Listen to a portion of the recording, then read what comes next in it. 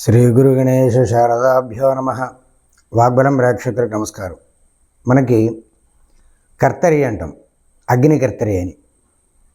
ఈ అగ్నికర్తరి అనేటువంటిది ఎలా ఉంటుందంటే, ఈ వైశాఖ మాసంలో అంటే కార్తీక ప్రవేశం, రవి సూర్యనారాయణమూర్తి ఆయా నక్షత్రాల్లో ఆయా పాదాల్లో ప్రవేశించిన సందర్భంలో మనం కర్తరి అంటాం. అంటే డొల్ల కర్తరి, నిజ కర్తరి అని. ఆ కర్తరి అనేటువంటిది ఇదిగో వేసవకాలంలో ఈ సమయంలోనే మాత్రమే ఏర్పడుతుంది. అయితే ఈ కర్తరికి ప్రత్యేకం ఏమిటి?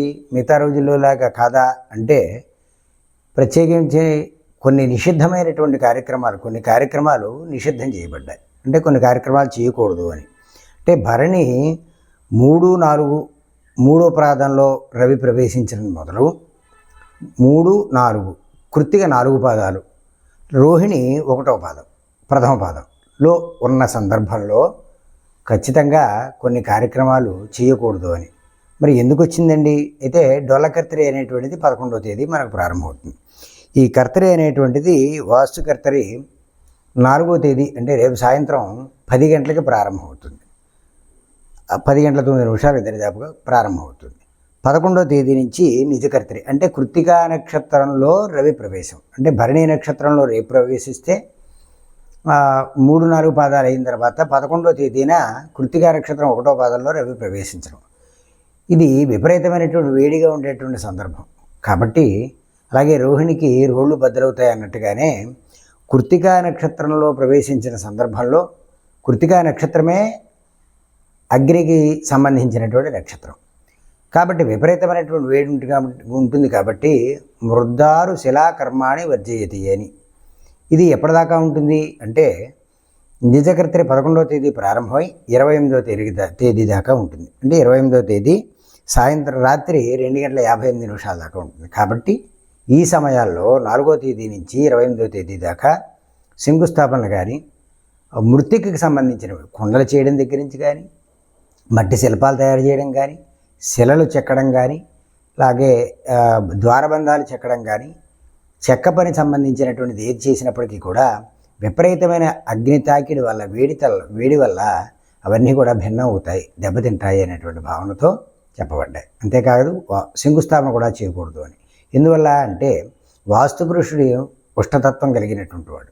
ఈ ఉష్ణానికి ఇంకా ఉష్ణం ఆపాదింపబడినట్లయితే ఆ యొక్క కర్తు ఏదైతే ఉన్నదో, ఆ కట్టకునేటువంటి ఆ గృహం ఏదైతే ఉందో అది ఇబ్బంది కలుగుతుంది అనేటువంటి భావన. కాబట్టి ఈ కర్తరి అనేటువంటి సమయంలో, పైగా కృత్తిక 6 నక్షత్రాలతో కలిగినటువంటిది మంగళ కత్తిరిలా ఉంటుంది అని కూడా చెప్పబడింది. కాబట్టి ఈ సమయాల్లో మృత్తికలకు సంబంధించినటువంటి, మట్టికి సంబంధించిన, శిలలకు సంబంధించిన, చెక్కకి సంబంధించినటువంటి కార్యక్రమాలు ఏవి చేయకూడదు. అంతేకాకుండా ఉపనయన వివాహాలు చేసుకోవచ్చు. మండపాలు ఏవైతే ఉంటే అవి కట్టుకోవచ్చు. అయితే చెట్లు నరకడం కానీ, కొత్త విత్తనాలు నాటడం కానీ, విత్తనాలు కోయడం కానీ, అలాగే వ్యవసాయ సంబంధమైనటువంటి ప్రత్యేకమైనటువంటి పనులు చేయడం కానీ, అలాగే కొత్త గ్రామాలు నిర్మాణం చేయడం కానీ, గృహప్రవేశాలు కానీ, అంటే కొన్ని సందర్భాల్లో గృహప్రవేశం చేయొచ్చు, చేయకూడదు అని కూడా 2 సందర్భాలు ఉన్నాయి. దానికి కూడా కొన్ని విషయాల్లో మళ్ళీ ఒక ప్రత్యేకమైనటువంటి ఆలోచనతో చెప్పబడినటువంటి విషయం.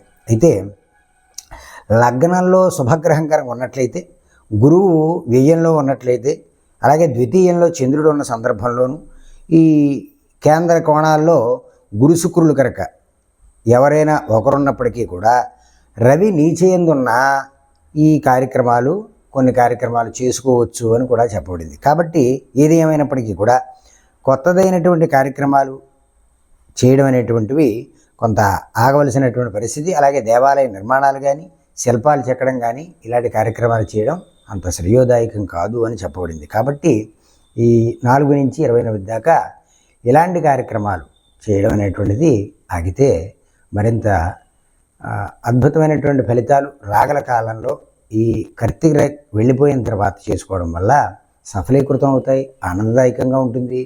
ఏ కార్యక్రమంలో కార్యక్రమాలు చేసేటువంటి ఆ వస్తువులు ఏవి కూడా భిన్నం అవ్వకుండా, దెబ్బతినకుండా 10 కాలాల పాటు ఉంటాయి అనేటువంటి భావనతో మనకి ఇవి చెప్పబడ్డాయి.